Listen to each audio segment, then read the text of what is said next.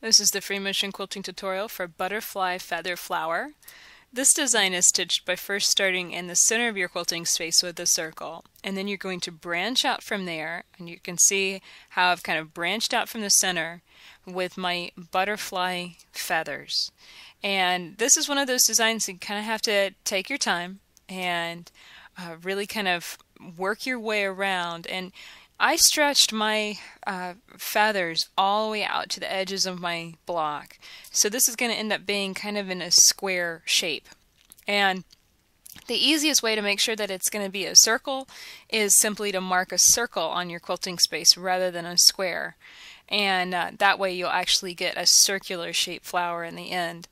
But this is a really fun design. Basically all you do is you kind of come up and you stitch your circle, and that's going to space out your feather for you, and then you travel stitch around the back and come all the way back into the center, and that creates your feather.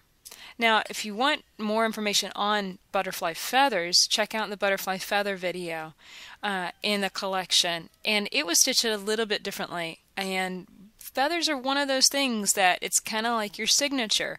No one does it exactly the same way that you do it. So play with this. Play with stitching it in a variety of different angles. Play with stitching the feathers.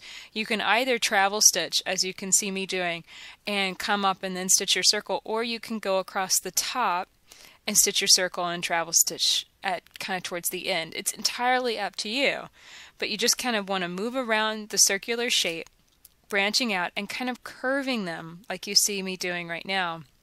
So that way they create a really nice kind of slightly swirling effect around the center circle. Now this is going to be a design you want to put in an area of your quilt that is very open and uncomplicated. So basically an open block. You could also put it in the cornerstones of your sashing. Just make sure that you have more than enough room to put the feathers in, the flower in there, and branch out. You don't want to try and hop, skip, and jump around anything, because that could get really tricky. Now towards the end, right here, this area where you're matching up the kind of feathers that you started with and then the feathers that you've ended with, that can be a little tricky. So just try and match up a nice circle and then travel stitch your way back. Don't worry too much about making it an actual petal by itself. You just want to travel stitch, and that way your eye won't get caught by anything odd.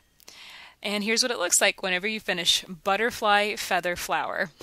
For over 250 videos on free motion quilting, plus loads of tools and supplies for this awesome hobby, check out daystyledesigns.com.